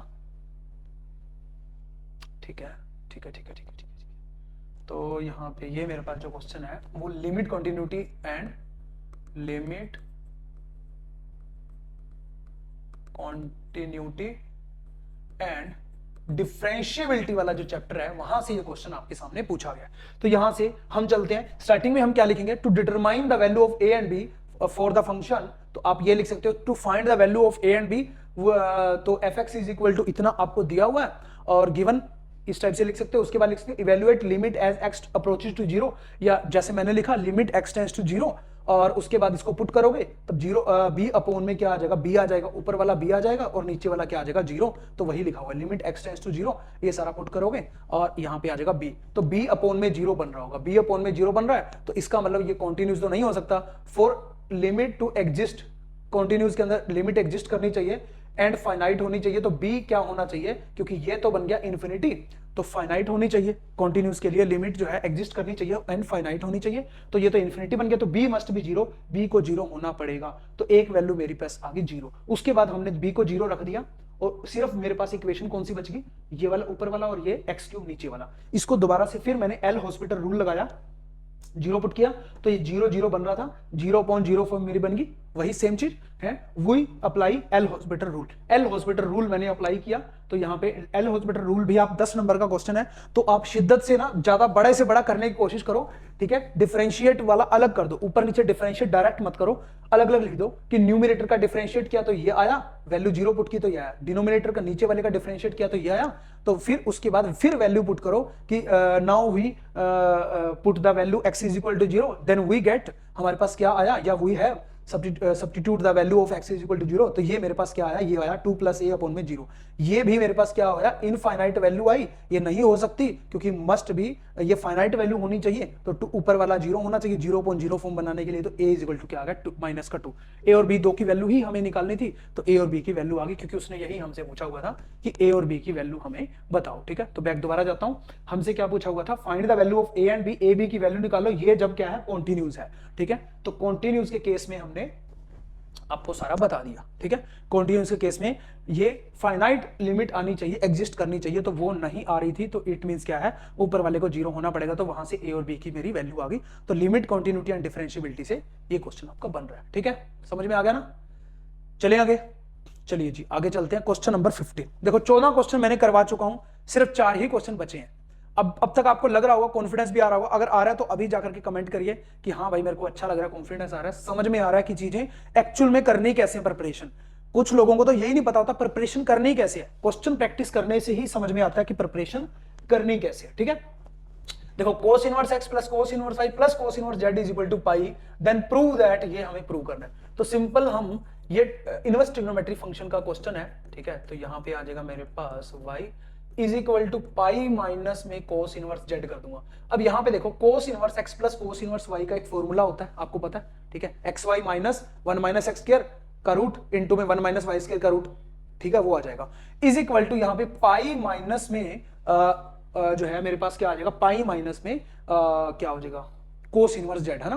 तो यहाँ पे कोस इनवर्स वाला जो आएगा तो कोस फॉर्म में आएगा, कोस उधर चला जाएगा, पाई माइनस, पाई मेरा क्या होता है 180 डिग्री, सेकंड क्वाड्रेंट होता है, सेकंड क्वाड्रेंट होता है ना, यहाँ पाई होता है। तो सेकंड क्वाड्रेंट के अंदर जो है सिर्फ मेरे पास साइन और कोसाइन जो है पॉजिटिव होते हैं, बाकी सारे के सारे नेगेटिव होते हैं, तो ये नेगेटिव आ जाएगा। फिर आगे जो है ये एक्स वाई फॉर्म में, ये जेड की फॉर्म में कोस हट जाएगा, उन सबका स्क्वायर कर देंगे और इस टाइप से कोई ना कोई एक वैल्यू मेरी निकल करके आ जाएगी। ऑब्जेक्टिव के अंदर तो हम खूब करते हैं ये वाला क्वेश्चन। तो इसका जो है आप देख लो इसका सोल्यूशन, ठीक है। क्या दिया हुआ है, ये दिया हुआ है और ये दिया हुआ है। तो ये मेरे पास है इनवर्स ट्रिग्नोमेट्री से क्वेश्चन है, ठीक है। तो इसका हम स्टेप बाय स्टेप जो है सॉल्यूशन देख लेते हैं कि एक पहले हमने क्या किया, ये स्टेटमेंट लिखी, उसके बाद मैंने क्या किया, पाई कोस इनवर्स जेड इधर ले आए, इसका फॉर्मूला लगा दिया cos inverse x y minus 1 minus, inverse trigonometry के अंदर मैंने सारे फॉर्मूला करा रखे। तो आप जो मेरा कोर्स अगर आपने लिया हुआ है, ठीक है, तो टीजीटी और पीजीटी में जो एचपीएससी वाला स्पेशल कोर्स या टीजीटी पीजीटी का कोई भी हो, उसके अंदर भी हमने ऐड कर दिया। तो उसके अंदर से ये मत सोचना कि ऑब्जेक्टिव की अप्रोच से कराया हुआ मैंने नहीं करनी, क्योंकि करना तो वही है, पेपर में है तो वही, बट उसको लैंग्वेज की फॉर्म में लिखना है। पहले आप ऑब्जेक्टिव की अप्रोच से लिख लो, जैसे अभी मैंने लिख के दिखाया, माइंड में क्या आ रहा है आपको ऑब्जेक्टिव की अप्रोच से, फिर उसको सब्जेक्टिव की अप्रोच से उसको थोड़ा सा बढ़ा चढ़ा करके लिख दो, बात खत्म। सिर्फ इतना ही आपको करना है। तो कोस इनवर्स ये सारा और इनटू में ये, तो कोस इनवर्स इधर आके कोस बन जाएगा, ठीक है। तो क्या बन गया यहाँ पे कोस पाई, तो ये मेरे पास क्या हो गया, पाई माइनस करोगे सेकंड क्वाड्रेंट के अंदर आ गया, सेकंड क्वाड्रेंट के अंदर ना, सेकंड क्वाड्रेंट के अंदर कोस क्या होता है, नेगेटिव होता है, तो नेगेटिव टाइम कोस, कोस इनवर्स जेड आ गया, ठीक है। समझ में आता है ये चीज, तो ये चीज आ गई। अब देखो कोस, कोस से कोस कैंसिल हो जाएगा, माइनस का जेड रह जाएगा, माइनस का जेड और ये, अब बोथ साइड क्या कर दो स्केयरिंग, जेड को उधर ले जाओ, इसको इधर ले आओ, ये इसको स्केयर कर दो, इसको स्केयर कर दो, बात आपका आंसर आ जाएगा ये ऊपर वाला जो भी मुझे प्रूव करना था, बस कुछ भी नहीं है, ठीक है, ये प्रूव करना था। अब 10 नंबर में क्वेश्चन आया हुआ है, ये क्वेश्चन सिर्फ 5 मिनट का क्वेश्चन था, 5 मिनट का क्वेश्चन था, 10 नंबर में आया हुआ, तो आपके टाइम यहां पे बच गया ना, ठीक है। तो इसीलिए 15 ही क्वेश्चन करने हैं, 15 हमने क्वेश्चन यहां पे देखो कर लिए। तो इस टाइप से आपने देखा होगा अभी तक जो है ना, आपको कुछ भी ऐसी दिक्कत नहीं आई होगी। अगर आपने लीनियर अलजेब्रा अच्छे से पढ़ा हुआ है, 11th 12th अच्छे से क्या हुआ है, तो हर एक क्वेश्चन आप कर सकते थे, जो लेटेस्ट अभी ये वाला पेपर दिसंबर 2023 वाला है। अब हम बात करते हैं नेक्स्ट क्वेश्चन की, find matrix P such that P inverse AP is diagonal matrix where A is equal to इतना। 10 नंबर का क्वेश्चन आया हुआ है, ये आया हुआ आपका लीनियर अलजेब्रा से, ठीक है। इसमें फिर से वही कि P इनवर्स AP, इसके अंदर हम क्या करते थे लीनियर अलजेब्रा के अंदर कि A मेरी मैट्रिक्स दी हुई है P इनवर्स AP, तो इसे डायगोनल मैट्रिक्स बन जाए, डायगोनल मैट्रिक्स बन जाए उसके लिए हम क्या करते थे, इसको आइगन वैल्यू निकालेंगे, फिर कोरस्पॉन्डिंग आइगन वेक्टर, जैसे पीछे हमने किया था लेमडा इज इक्वल टू 1, एक आइगन वैल्यू आया था, उसका कोरस्पॉन्डिंग आइगन वेक्टर निकाला था। तो इसका मेरे को लगता है अलग अलग आइगन वैल्यू आ जाएंगी, उसके कोरस्पॉन्डिंग आइगन वेक्टर निकाल देंगे, उसको हम P मानेंगे। फिर हम एक वेरीफाई भी करके देखेंगे, क्योंकि 10 मार्क्स का, इसमें थोड़ा सा ज्यादा टाइम लगेगा, 15 से 20 मिनट लग सकते हैं, थोड़ा सा लंबा क्वेश्चन है, बट ईजी है, कुछ भी याद रखने की जरूरत है ही नहीं, कसम से सच कह रहा हूं, याद रखने की कुछ भी जरूरत नहीं है। अगर आपको स्टेप बाय स्टेप माइंड के अंदर एकदम से छप जाना चाहिए कि भाई पहले eigen value A minus lambda I का मॉडुलस, ठीक है, वही आइगन वैल्यू पहले तो A माइनस लेमडा आई का डिटर्मिनेंट इज इक्वल टू 0, तो यहाँ पे लेमडा इज इक्वल टू मान लीजिए लेमडा 1 लेमडा 2 लेमडा 3, क्योंकि 3 क्रॉस 3 की 3 मेरी वैल्यू आ जाएंगी, 3 मेरी वैल्यू आ गई, कोरस्पॉन्डिंग टू इसका आइगन वेक्टर निकाल दूंगा, इसका आइगन वेक्टर निकाल दूंगा, कोरस्पॉन्डिंग इसका आइगन वेक्टर निकाल दूंगा, वो जो मेरी बनेगी उसको मैं P बना दूंगा, ठीक है। उसके बाद मैं वेरीफाई कर लूंगा P का इनवर्स AP, जो मेरा P आएगा उसका इनवर्स तो मैं निकाल ही सकता हूं। इनवर्स क्या होता है 1 अपॉन में P का डिटर्मिनेंट इनटू में एडजॉइंट ऑफ P, जो भी मेरा होगा, और इनटू में A कर दूंगा, इनटू में P, क्योंकि P जो मैंने निकाला हूं तो उसका वेरीफाई भी हो जाएगा। अगर वो मेरे पास ये करने के बाद वो मेरे पास डायगोनल मैट्रिक्स आई, ठीक है, डायगोनल मैट्रिक्स, डायगोनल मैट्रिक्स समझते हो ना, कि यहां पे मेरे पास जैसे ए बी और सी आया, बाकी सब आया 0 0 0 0, ये मेरी डायगोनल मैट्रिक्स है, ठीक है। तो अगर इसको स्केलर मैट्रिक्स तब बोलते हैं जब सारे एलिमेंट्स सेम होते हैं ना, ये यूनिट मैट्रिक्स तब बोलते हैं जब 1 1 1 होता है, ठीक है, याद है आपको सारी चीजें। तो इसका मतलब डायगोनल मतलब डायगोनल पे सिर्फ एलिमेंट है, ये अगर आ जाती है तो इट मींस वो वेरीफाई भी हो गया। तो माइंड के अंदर ये सारी चीजें आ गई। अब क्या है, अब तो कुछ नहीं है, अब तो बस लैंग्वेज के अंदर ही इसे ढालना है, जो जो मन में आता है वो करते चले जाओ, बस इतना पहले आपको ऑब्जेक्टिव की अप्रोच से सोचना जरूर है। किसी को इतना भी नहीं पता, तुक्के मारता था तो भाई वो एग्जाम क्रैक नहीं कर सकता, चाहे मैं कितना भी उसको पढ़ा लूं, ठीक है। चलिए जी, अब यहां पे देखिए नेक्स्ट, मैं पूरी शिद्दत से जो है ना पूरा मन तन मन से, ठीक है, तन मन से जो है ना इसको लगा पड़ा हूं, ठीक है, और धन भी लग रहा है हमारा, ये सारी चीजें हो रही हैं, तो आपको पता है बिजली लग रही है, लाइट लग रही है, एसी चल रहा है ना, सब चीजें हो रही है, तो कैमरा चल रहा है ना, तो मतलब ये ना हो कि कोई एक भी स्टेप स्किप हो जाए, कि मैं उस अप्रोच से सोच रहा हूं कि मैं एग्जाम में बैठा हूं, सब्जेक्टिव के एग्जाम में मैं वो एग्जाम दे रहा हूं, तो मैं कैसे सोचूंगा, पहले ऑब्जेक्टिव के अप्रोच से सोचूंगा, फिर उसको सब्जेक्टिव के अप्रोच में बताऊंगा, उस टाइप से मैं सोल्यूशन लेकर के आपके लिए आया हूं। और मुझे पता है कैंडिडेट बहुत कम है, 2000 कैंडिडेट तैयारी करने वाले हैं, 500 कैंडिडेट तैयारी करते नहीं है, और उसमें से भी 1500 कैंडिडेट रह गए, 1500 में से 700 800 कैंडिडेट हमारे पास है, सिर्फ एप्लीकेशन में पहले से रजिस्टर्ड है, जो कि एचपीएससी वाले कोर्स के अंदर 500 बच्चे हैं, 470 हैं, और टीजीटी प्लस पीजीटी वाले मिलाकर के टोटल 700 बच्चे बनते हैं, 700 800, और बाकी रह गए 700, बाकी सारे इंस्टीट्यूट हरियाणा के एक साइड, ऑफलाइन ऑनलाइन सारे, उनके पास 700 बच्चे हैं, हमारे पास अकेलों के पास 800 बच्चे हैं, जो रियल डेटा है टीजीटी पीजीटी का, एचपीएससी का, टीजीटी पीजीटी का नहीं, सॉरी एचपीएससी पीजीटी का, ठीक है। तो बट फिर भी क्या है कि यूट्यूब पे मैं फिर भी ये चीजें डालता हूं, ताकि आप लोग जो है ना आपको पता चल सके किस अप्रोच से करना है, क्या आपकी स्ट्रेटजी रहने वाली है, और किस कैसे अटेम्प्ट करना है। बट फिर भी बहुत से लोग लाइक नहीं करते, क्योंकि इसमें ना आप जो अभी आपकी एज है ना, सबकी ऐसे है 34 35 36 38 40, इस एज में ना हम लाइक कमेंट करना, ये चीजें हमारे लिए ना अच्छी नहीं होती, भूल जाते हैं हम, पता नहीं क्यों। बट आप ये नहीं सोचते कि आगे टीचर है ना जो वो मोटिवेट होगा थोड़ा सा, तो और भी अच्छी सी चीजें आपको और दे पाएगा, क्योंकि हम सारा दिन बोलते हैं, अगर गला यहाँ से सूखता है ना, तो कुछ अच्छे शब्द देखने को मिल जाते हैं ना, तो उससे मोटिवेशन मिलता है, अच्छा लगता है बहुत ज्यादा। और एग्जाम क्वालिफाई करने के बाद, जॉब लगने के बाद बहुत लोग बोलते हैं हम आएंगे सर, आपसे मिलेंगे, हम मिठाई का डब्बा खिलाएंगे, आता कोई भी नहीं है। इवन ये है, मैं इंटरव्यू के लिए बोलता हूं तो वो भी मना कर जाते हैं, कई बार मैसेज का रिप्लाई ही नहीं करते, ठीक है, फिर 3600 उनके बहाने हो जाते हैं, या किसी और को पैसे कोई देता है उनको, और किसी के पास इंटरव्यू देके निकल जाते हैं, मेरे को कोई फर्क नहीं पड़ता फिर भी। बट फिर भी आप एक चीज सोचो कि ये कितना गलत है कि आप किसी से पढ़ रहे हो, आपको वो शिद्दत से पढ़ा रहा है, 2-3 हजार रुपया अगर आप उसने ले भी लिए तो कोई ज्यादा नहीं है। अगर आपको गवर्नमेंट जॉब मिल रही है, आपकी 7 पुश्तें पैसा खाएंगी, आपकी कहता है जीवन सुधर गया, अगर गवर्नमेंट जॉब मिल गई तो आपके परिवार का पूरे का। तो अगर वो चीज आपको कोई दे रहा है तो उसका आप कम से कम इतना तो कर सकते हो, वहां पे जाकर के इंटरव्यू दो, और सिर्फ उसके लिए नहीं कि उसके इंस्टीट्यूट की ग्रोथ हो, सिर्फ उसके लिए कि आगे आने वाले बच्चे कैसे प्रिपेयर करें, कि मैं इतना टाइम मैं शिद्दत से लगाऊं, तो मैं अपनी स्ट्रेटजी शेयर करूं कि भाई आने वाला जो स्टूडेंट है वो उसको पहले से ही पता हो कि मैंने कहां पे गलती नहीं करनी है, और कैसे मैंने किस स्ट्रेटजी से पेपर को सोल्व करना है, मेरा माइंडसेट क्या था। हर एक चीज आप शेयर कर सकते हो, और करनी भी चाहिए, मैं तो ये बोलूंगा। जेन्युइन, जिसको क्रेडिट जाना चाहिए जाना भी चाहिए, अगर मेरे से नहीं पढ़े किसी और से पढ़े तो उनको जाओ, दो इंटरव्यू, स्टूडेंट का भला होना चाहिए, मेन मुद्दा ये है। अगर आपको इस संसार से कुछ मिला है तो आपका फर्ज बनता है कि इस संसार को कुछ वापस लौटाना, ठीक है ना, तो इसीलिए वो लुटाओ, जितना लुटाओगे ना 100 गुना ज्यादा आपको मिलेगा। तो ये भी एक नियम है प्रकृति का, जितना ज्यादा डोनेट करोगे चीजों को, उतना 100 गुना ज्यादा चीजें आपको मिलेंगी। तो ये जरूर इस बात पे गौर करना। देखो, तो diagonal A is equal to, यहां पे जो भी मेरी मैट्रिक्स मैंने यहां पे लिख दिया, ठीक है। ये एक एक क्वेश्चन ना टाइप किया हुआ है, ये एक एक चीज आपके लिए, ये आपको लग रहा होगा कि ये मतलब लिखा लिखा आ गया, बहुत जल्दी काम होगा, एक एक चीज टाइप, क्योंकि ये तो है नहीं कि टाइपिस्ट बैठा था और उसको ये आता था उसने लिख दिया, नहीं, एक एक चीज मुझे बतानी, फिर वेरीफाई करनी कि सही लिखा है कि नहीं लिखा। मैथ में लिखना बड़ा मुश्किल है, तो बहुत ज्यादा टाइम लगा, दिन रात का टाइम लगा इसको लिखने में, तो इसीलिए इस मेहनत की थोड़ी सी कदर तो कर लेना। Determinant a minus lambda is equal to 0, तो लेमडा की वैल्यू निकल जाएंगे, आइगन वैल्यू, तो यहां से इसको मैंने 0 रख दिया, minus lambda minus lambda minus lambda कर दिया। तो यहां से मेरे पास आइगन डिटर्मिनेंट इसका निकाल दिया 1 माइनस लेमडा, ठीक है, ये आ गया। और इन इसका मैंने क्या कर लिया, मतलब थोड़ा सा बड़ा बनाने के लिए आप क्या कर लिया करो, 1 माइनस लेमडा इसकी मल्टीप्लाई करने के बजाय इसको डिटर्मिनेंट की फॉर्म में लिख दिया करो, ताकि आपकी गलती भी ना हो। फिर 0 से ऑपरेट कर दिया, फिर -1 से ऑपरेट कर दिया, ठीक है। और उसके बाद यहाँ पे कैलकुलेट कर दिया 2 क्रॉस 2 की डिटर्मिनेंट। अच्छा एक ना कॉल्स मेरे पास प्लीज मत किया करो, मैं लगातार लेक्चर्स के अंदर बिजी रहता हूँ, तो ज्यादा जितना हो सके उन नंबर पे कॉल किया करो, ऑफिस वाले नंबर पे, और जो भी डाउट्स क्वेरी होंगी वो मेरे को भी बता देंगे और उनको आप नोट करवा दिया करो, ठीक है। उसके बाद इसका डिटर्मिनेंट तो आप निकाल ही लोगे इजीली।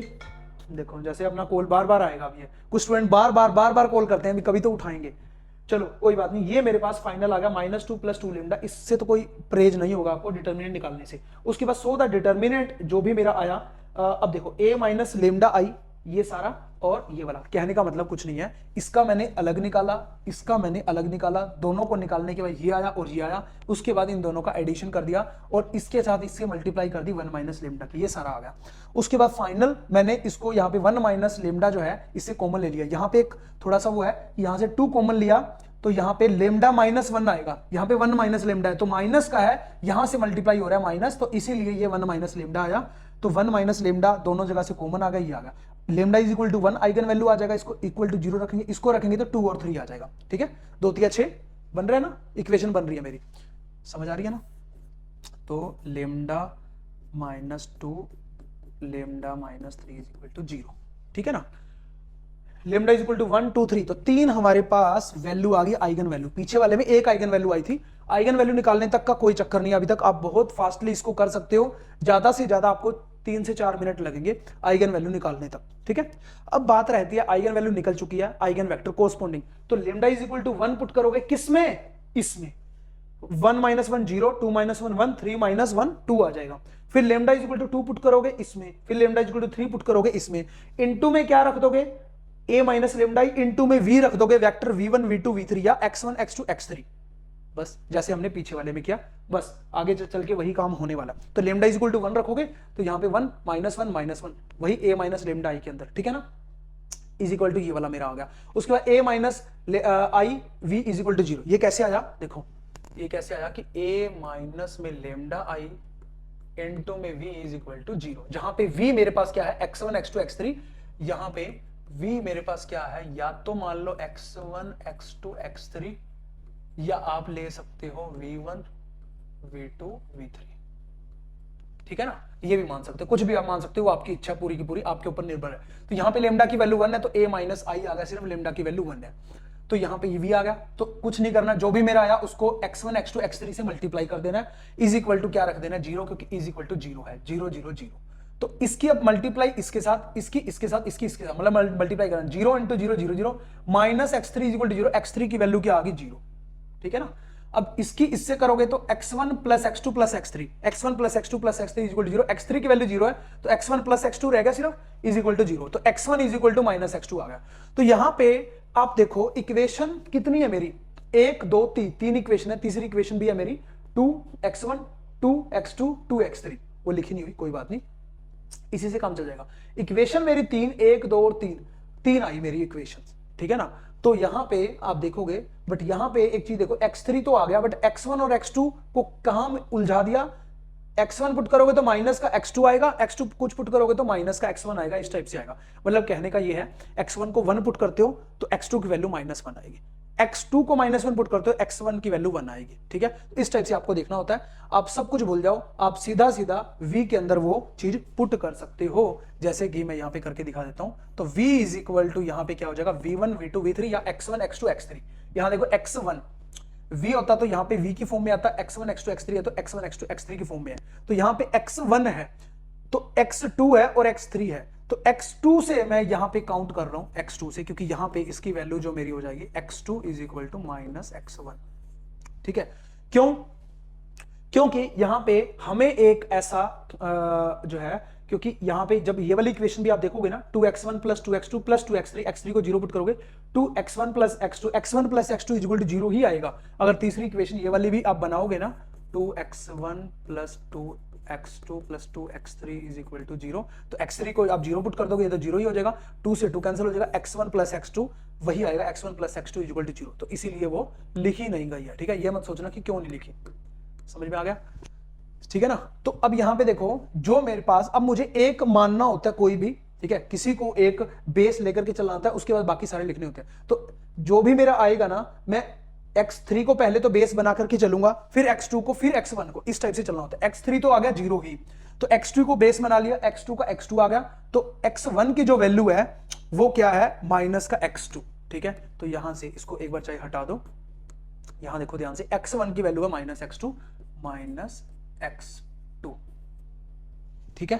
तो इस टाइप से आ गया। अब मैं क्या करूंगा, x2 को ले लूंगा कॉमन बार, तो माइनस का 1, 1 और 0, तो ये मेरा जो स्केलर मेरा आया, ये हमें वेक्टर लिखना होता है, ठीक है। ये एज ए इसको छोड़ दो, जो भी मेरा आएगा ये सेम बनाने होते हैं, उसके बाद कॉमन निकाल के बाहर निकालने होते हैं।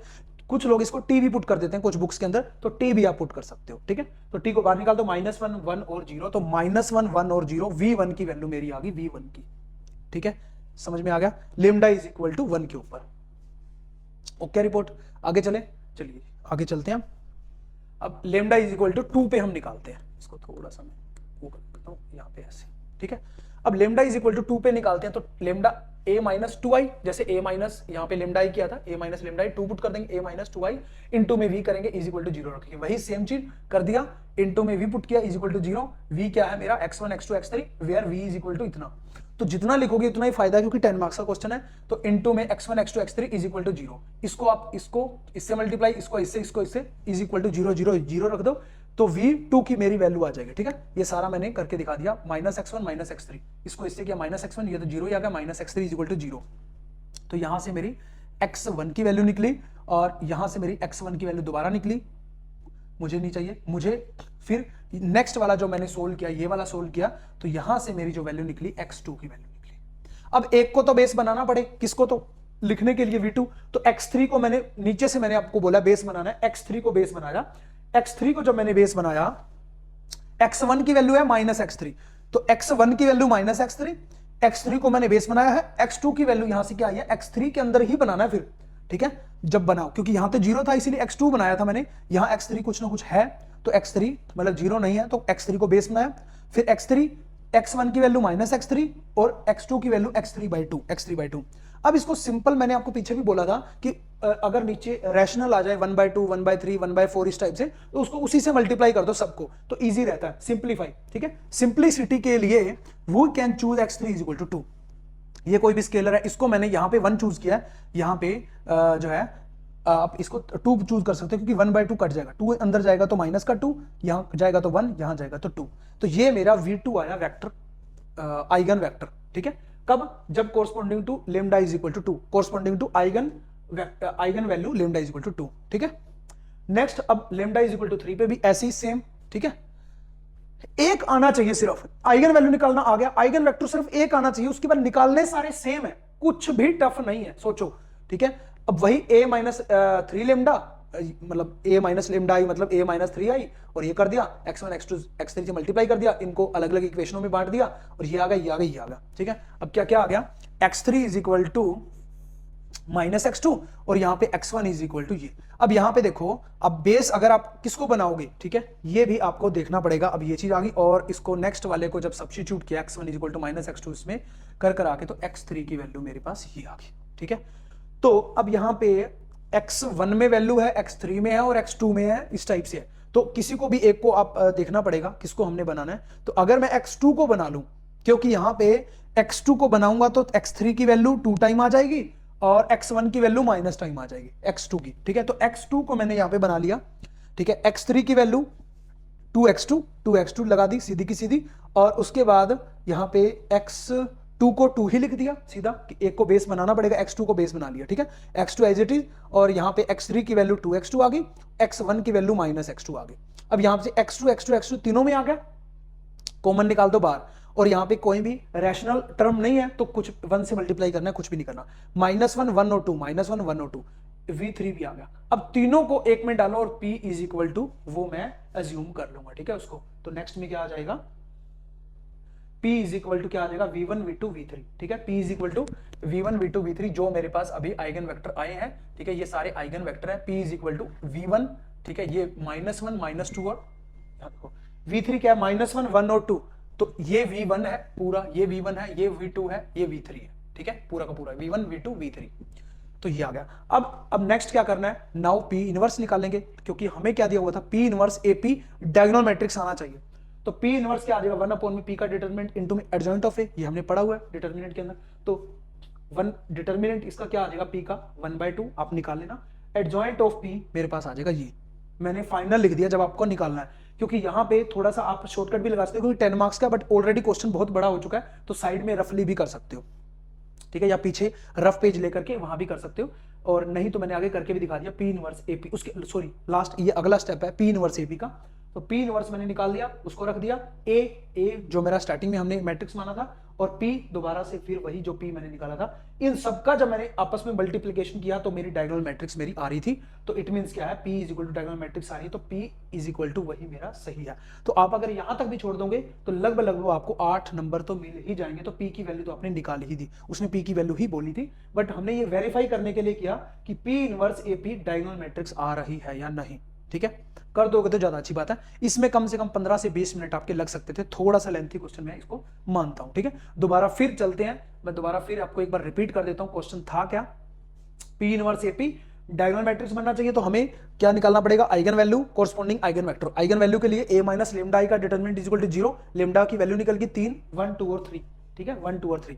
ये निकलने के बाद कोरस्पॉन्डिंग आइगन वेक्टर 1 का 2 का 3 का, 1 को इसमें पुट करेंगे लेमडा में, लेमडा की जगह 1 को, फिर 2 को, फिर 3 को, 3 मेरे पास जो डिटरमिनेंट बनेंगे उसको मल्टीप्लाई करेंगे v1 v2 v3 से या x1 x2 x3 से, उनकी तीनों की अलग अलग इक्वेशन निकलेंगी 3 3 3, और उससे मैं वैल्यू निकाल करके वेक्टर निकालूंगा, ठीक है, ठीक है ना, समझ गए। तो इस टाइप से ये निकलेगी, और उसके फिर मैंने वेक्टर निकाले, ऐसे ही सेकंड वाले की निकली, और v2 फिर हमने ये वाला निकाला v2, फिर v3 निकाला, ठीक है, और उसके बाद फिर हमने वेरीफाई भी कर लिया। तो थोड़ा सा मैंने आपको ओरली दोबारा से बता दिया। चलिए नेक्स्ट चलिए, if each pair of the 3 equations, 3 equation है ये वाली, ठीक है, अच्छा 2 ये है ना, 3 है यहाँ पे,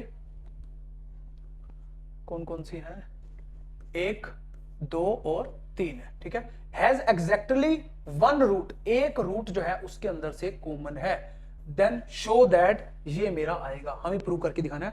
10 मार्क्स का क्वेश्चन है, ठीक है, 10 मार्क्स का क्वेश्चन है, ये भी आप साथ साथ ध्यान में रखते रहना। अब एक चीज देखो, इसको कैसे करेंगे, 3 इक्वेशनें हैं, तो अगर मैं ये किस में है, क्वाड्रेटिक इक्वेशन है, स्क्वायर में है, तो इसका मान लीजिए अल्फा और बीटा रूट मान लेता हूं, सेकंड वाली का मैं मान लेता हूं बीटा और gamma, alpha beta, beta gamma और गामा अल्फा मान लेता हूं, ठीक है। अब इन दोनों में एक रूट कॉमन है बीटा, इन दोनों में गामा कॉमन है, इन दोनों में अल्फा कॉमन है, ठीक है, एक एग्जैक्टली एक रूट कॉमन तो होगा ही होगा, ठीक है। अब बात आती है कि इसमें से इसका मैं क्या करूंगा, sum of root and product of root, ठीक है। सम ऑफ रूट यहां पे क्या होता है, minus B by A minus का ए आ जाएगा, ठीक है, क्योंकि यहां पे X square plus B X plus C होता है ना, A X square plus B X plus C, याद है, A X square plus B X plus C is equal to 0, तो अल्फा प्लस बीटा क्या होता है माइनस बी बाई इसका कोफिशिएंट, इसका कोफिशिएंट, और प्रोडक्ट ऑफ रूट क्या होता है सी बाई ए, इसका कोफिशिएंट मतलब कांस्टेंट अपॉन में एक्स स्क्वायर कोफिशिएंट, ठीक है, तो माइनस ए आ जाएगा और बी आ जाएगा। इसका जब मैं निकालूंगा बीटा प्लस गामा, तो इसको सोल्व करने की अप्रोच बता रहा हूं कि कैसे ऑब्जेक्टिव की अप्रोच से हम जल्दी जल्दी इसको कैसे सोल्व करेंगे। इसका क्या हो जाएगा, माइनस सी बाई 1, ठीक है, सी ही आ जाएगा माइनस का, और बीटा गामा आ जाएगा इसका डी। ऐसे ही यहाँ पे गामा प्लस अल्फा जो है इधर आ जाएगा माइनस का ई, और गामा इंटू अल्फा आ जाएगा एफ। अब यहाँ पे हमारे पास सारी वैल्यूज हैं, इसमें पुट होने के लिए तैयार खड़ी हैं कि ए प्लस सी प्लस ई, देखो यहां देखो ए प्लस सी प्लस में ई, इन तीनों को अगर जोड़ दोगे तो माइनस टाइम में आ जाएगा, alpha plus beta, beta plus gamma, gamma plus alpha, इसमें हो जाएगा वो सारा हो जाएगा स्क्वायर। तो 4 टाइम ये आएगा कि नहीं आएगा वो अब हम जब भी निकालेंगे तो ये 4 टाइम सारा बन रहा होगा आगे चल के, क्योंकि AC है यहाँ पे इन दोनों की मल्टीप्लाई है, ठीक है, AC मतलब इन दोनों की मल्टीप्लाई, ठीक है, CE C और E इन दोनों की मल्टीप्लाई, EA A E और A इन दोनों की मल्टीप्लाई, माइनस का B ये रहा, D ये रहा, F ये रहा, D E F सारे के सारे। तो sum of root and product of root का ही यूज करना है, बस कुछ भी नहीं करना, ठीक है ना, समझ में आती है बात। तो इसको हम आराम से प्रूव कर सकते हैं। तो माइंड के अंदर जो है पहले ये हमारा आया, अब जो है हम इसको स्टेप बाय स्टेप जो है ना लिखेंगे, ठीक है, वो देख लो।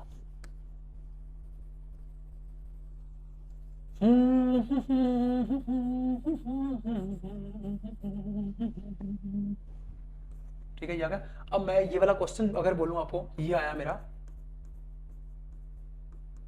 क्वाड्रेटिक इक्वेशन से ये क्वेश्चन पूछा गया, ठीक है, समझ में आ गया?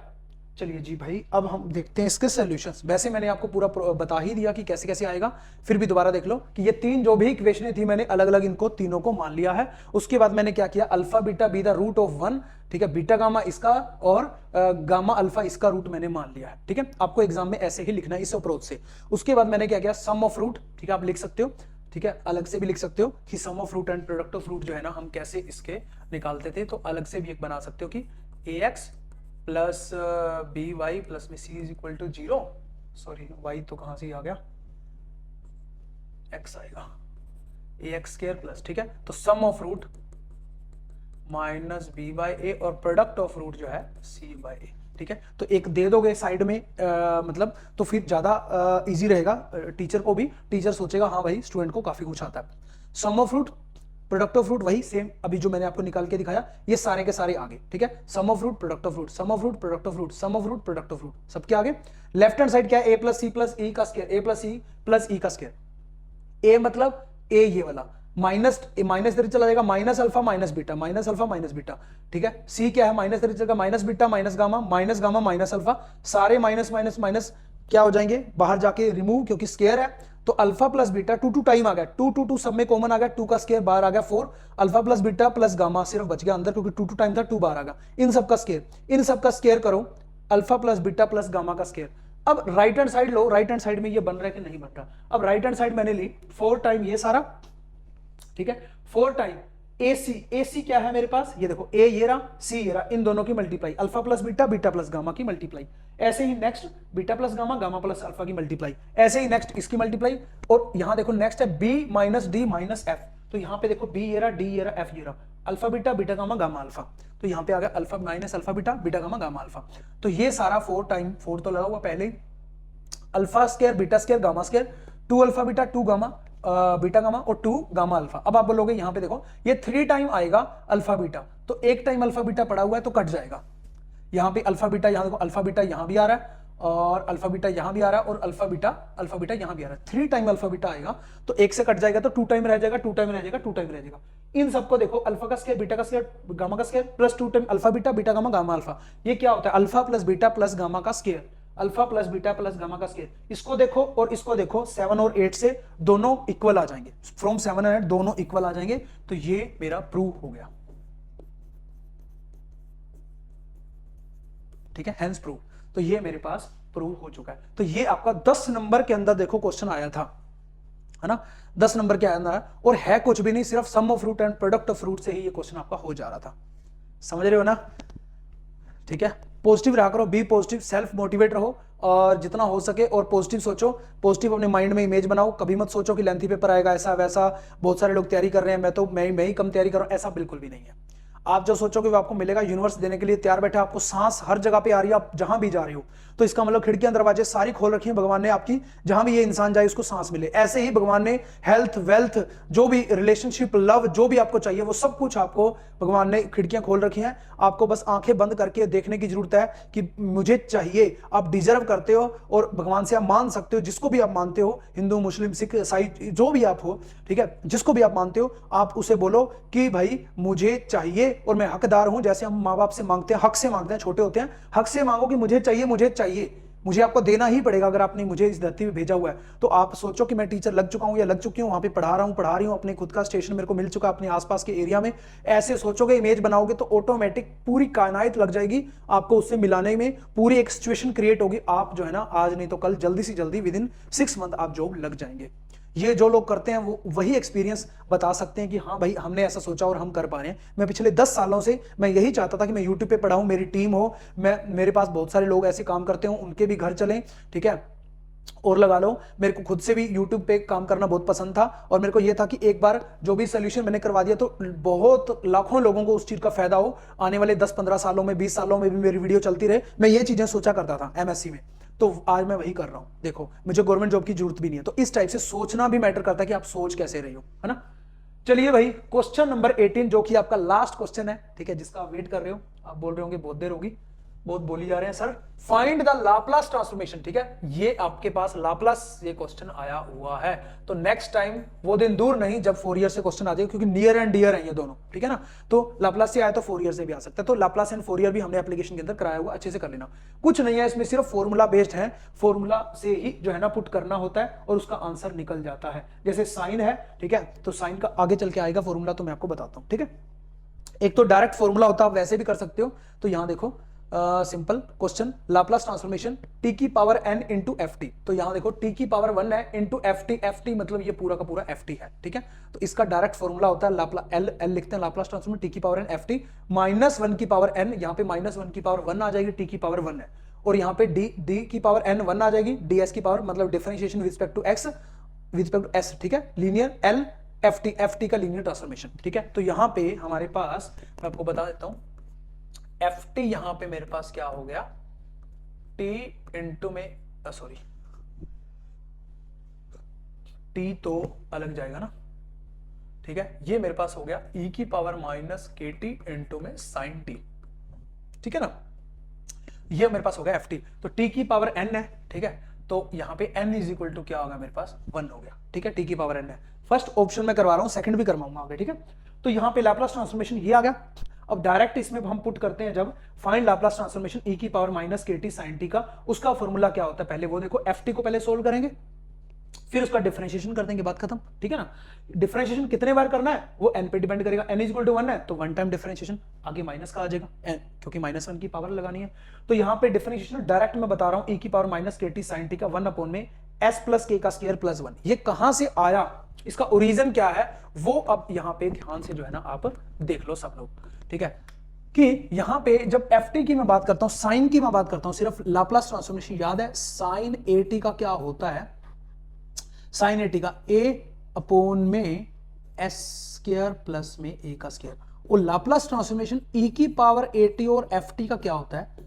ठीक है, f t जो भी मेरा होगा, ठीक है, ये मान लीजिए f t है, e की पावर, और f t का क्या होगा यहां पे f s माइनस a, मतलब कि ये फंक्शन जो भी, ये मेरा फंक्शन बन जाएगा f s का, ये फंक्शन बन जाएगा f s का। ठीक है, तो यहां पे ये फंक्शन किसका बन जाएगा मेरे पास, एफ एस का, तो यहां पे मेरे पास वो क्या आ जाएगा, एफ एस माइनस ए, मतलब एस जहां भी है ना, एस को एस माइनस ए कर दो, बात खत्म। अब यहीं पे अगर मैं देखूं साइन ए टी, तो यहां पे लाप्लास ट्रांसफॉर्मेशन जो है, अब इस फॉर्मूला से तो मैंने डायरेक्ट ये वाला आपको बता दिया, बट अलग अलग करना चाहते हो तो अलग अलग कर लो, 5 नंबर का वैसे तो। ठीक है, लाप्लास ट्रांसफॉर्मेशन साइन टी, क्योंकि यहां पे सिर्फ और सिर्फ साइन टी है, e की पावर में अलग है, साइन टी का क्या हो जाएगा 1 अपॉन में s स्क्वायर प्लस में 1, क्योंकि यहां देखो s स्क्वायर प्लस में a का स्क्वायर, a मेरे पास कितना है 1 है यहां पे। ठीक है, a है ही नहीं, और लाप्लास ट्रांसफॉर्मेशन e की पावर at इंटू में साइन टी जब मैं करूंगा, ठीक है ना, तो यहां पे a है, e की पावर at, सॉरी e की पावर at नहीं है यहां पे, क्योंकि at तो इन स्टैंडर्ड है, यहां पे है माइनस के टी, माइनस का के टी। ठीक है, सही से लिख देता हूं मैं, माइनस का के टी, तो 1 अपॉन में क्या होना चाहिए, s माइनस ए हो जाएगा, s माइनस माइनस पहले से ही है तो प्लस का k हो जाएगा, सारे का स्क्वायर प्लस का 1, तो आ तो वही ही गया, 1 अपॉन में s प्लस k का स्क्वायर प्लस 1, या तो डायरेक्ट ऐसे ही इसका डायरेक्ट लिख दो, बट मैं बोलूंगा कर दोगे तो ज्यादा बेटर है, तो अलग अलग आप एल साइन, ताकि एग्जामिनर को लगे कि भाई स्टूडेंट को सब कुछ आता है, कि साइन एटी का क्या है, कोस एटी का क्या है, उसको आता है, ई की पावर एटी साथ में लग जाएगा तो उसको ये भी पता है। उसके बाद आप डायरेक्ट ये वाला लिख सकते हो, या अलग अलग करके दिखा दो, उसके बाद लास्ट में ये लिख सकते हो, ये चीज आ गई। अब मुझे ये सारा का सारा एल एफ टी है, ये पूरा का पूरा एफ टी है। ठीक है ना, ये क्या है मेरे पास, linear transformation of F T. ठीक है, ये पूरा का पूरा, अब इसको इसमें पुट कर दोगे, और n1 है तो -1, इसका फर्स्ट टर्म डिफरेंशिएशन कर दो, मेरा आंसर आ जाएगा। ठीक है, तो यहां पे एल एफ टी ये आ गया, minus D by D S, उसका फर्स्ट टर्म डिफरेंशिएशन। डिफरेंशिएशन क्या है, ये पावर 1 अपॉन में नीचे पड़ी हुई है, ये ऊपर चली जाएगी, माइनस पावर 1 हो जाएगी, माइनस आगे आ जाएगा, माइनस माइनस हो जाएगा प्लस।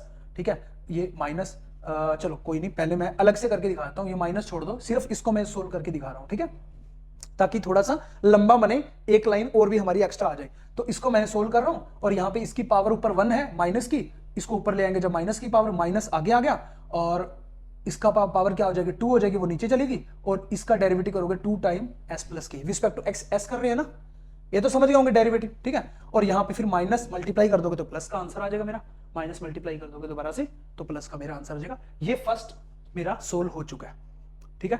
लाप्लास समझ में आ गया, ये समझ में आ गया ना कि कैसे मैंने किया। मैं यहां पे करके दिखा देता हूं। ये मैंने किया s प्लस के का स्क्वायर प्लस 1 सारे की पावर -1 डी अपॉन में ds। अब समझ में आ गया होगा, इसकी पावर माइनस आके आ जाएगी s प्लस के सारे का स्क्वायर प्लस का 1 माइनस का 2 इनटू में क्या हो जाएगा 2 टाइम s प्लस के, ठीक है। वही मैंने लिखा हुआ है आगे। चलिए आगे सेकंड ऑप्शन जो है, बिल्कुल लास्ट क्वेश्चन जो है आपका 18वां, ठीक है। इसको करने से पहले हम जो है थोड़ा सा आगे चलते हैं, नहीं तो फिर आप लोग रुकोगे नहीं, मेरे को पता है। एक तो ये है कि प्रिपरेशन जो है आपको जो सब्जेक्टिव की खास करके करनी है, एक तो सिंपल एनसीईआरटी की बुक्स आपके पास होनी चाहिए। सिंपल आपको एनसीईआरटी का तो आना ही चाहिए। एग्जाम्पलर बुक है तो अच्छी बात है, नहीं तो कोई बात नहीं, ठीक है। अगर आपके पास एलिमेंट्स की बुक है तो अच्छी बात है, नहीं तो कोई बात नहीं। अगर इन तीनों चारों में से कोई, अगर आप ये बोलो कि सर मेरे को सिर्फ एक बुक बता दो, तो मैं आपको देखो, ये देखो बार बार फोन आ रहा है ना, यही बात है, आप में से कोई होगा। तो यहां देखो, आप आरडी शर्मा की बुक है 11th क्लास की और 12th क्लास की, सिर्फ ये ले लो, क्योंकि लास्ट टाइम का जो पेपर था इसमें से काफी क्वेश्चन ऐसे थे जो एग्जैक्ट यहां से पूछे गए थे। तो सिर्फ अगर आप ये भी ले लोगे तो काम चल जाएगा। ये सारा एनसीईआरटी, सारा एलिमेंट, एग्जाम्पलर, सब कुछ इसमें जो है गिवन है, भर भर के दिया हुआ है। तो अगर ये लोगे तो इससे भी आपका काम चल जाएगा, ठीक है। उसके बाद जो आपका ग्रेजुएशन का मटेरियल है, बार बार मैं बता चुका हूं पिछले लेक्चर में भी, ये बुक्स हैं और कौन सी बुक से, कौन से टॉपिक में से, कौन से चैप्टर में से आया हुआ है, सारा हमने एनालिसिस करके यहाँ पे बताया हुआ है, ठीक है। उसके अलावा हमारे कोर्सेज हैं एचपीएससी का, टीजीटी का, पीजीटी का, डीएसएसबी, केवीएस, एनवीएस, ठीक है, यूपी, एमपी, बिहार, ईएमआरएस, सबके लिए जो है ना अलग अलग कोर्सेज अवेलेबल है। एप्लीकेशन कौन सी है, मिशन DSSB, ठीक है, उसके ऊपर यहाँ पे आपको सब कुछ अवेलेबल है। तो ये जरूर डाउनलोड कर लेना, दोनों ही प्लेटफॉर्म पे अवेलेबल है, चाहे वो एंड्रॉइड हो, ठीक है, चाहे वो iOS हो, दोनों ही प्लेटफॉर्म पे अवेलेबल है। कुछ स्टूडेंट का डाउट यह था कि हम लैपटॉप पे कैसे चला सकते हैं एप्लीकेशन को, तो web.classplusapp.com ORG कोड MD है, लगाते ही अपना फोन नंबर डालते ही आपकी लैपटॉप पे भी चल जाएगी एप्लीकेशन। नंबर दिए हुए हैं, कोई भी डाउट हो, कोई भी क्वेरी हो, ठीक है। तो इसलिए मैंने एक क्वेश्चन रोक लिया था, क्योंकि बाद में फिर आप रुकते नहीं हो। तो चलिए, ये एप्लीकेशन जरूर डाउनलोड कर लेनी है, मिशन DSSB। इसके ऊपर ही सारे प्रीवियस पेपर सोल्यूशन और वो सारी चीजें जो है ना, इसके ऊपर आपको टाइम टू टाइम सारी मिलती रहती है। चलिए जी, अब हम बात करते हैं कि भाई इसका सोल्यूशन। अब इसका सोल्यूशन के लिए यहां देखो t की पावर, अब यहां पे sin t था, sin at का अलग लीनियर ट्रांसफॉर्मेशन आता है, मैंने बता दिया a अपॉन में s square plus a square, but यहां पे sin तो है ही नहीं, सिर्फ t की पावर n है, इनटू में e की पावर है। तो t की पावर n का जो है लीनियर ट्रांसफॉर्मेशन क्या होता है, n t की पावर n और e की पावर माइनस at का n फैक्टोरियल अपॉन में s प्लस a सारे की पावर n+1। तो देखो 5 नंबर का क्वेश्चन है, डायरेक्ट मैं ऐसे भी कर सकता हूं, इसको हम ऐसे भी लिखते हैं n+1 gamma s plus a सारे की पावर n+1, ठीक है। n+1 गामा n+1 n का फैक्टोरियल ही होता है,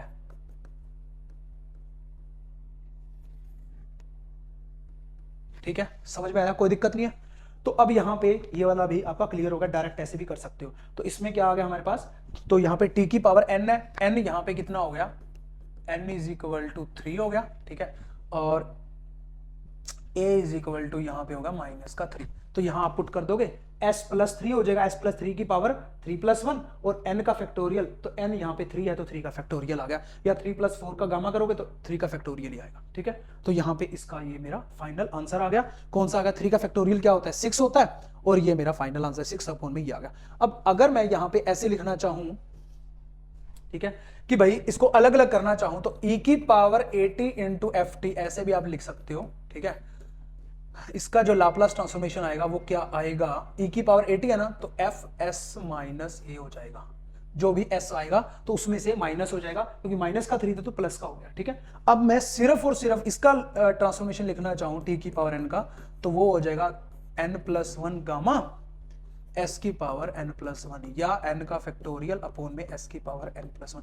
तो इस मेथड से भी करोगे तो यहाँ पे t की पावर कितनी है, 3, तो यहाँ पे हो जाएगा 3 + 4 गामा s की पावर 3+1, मतलब कि 3 का फैक्टोरियल s की पावर 4, ये चीज आ गई, 3 का फैक्टोरियल s की पावर 4। अब यहाँ पे जब ये वाला करूंगा, जब मैं e की पावर at, मतलब at कितना -3t इंटू में ft इंटू में t का क्यूब आ जाएगा, और यहाँ पे 3 का फैक्टोरियल fs - a, जहां पे s है माइनस का कर दो, और यहाँ -3 ऑलरेडी है तो प्लस का हो गया पावर 4।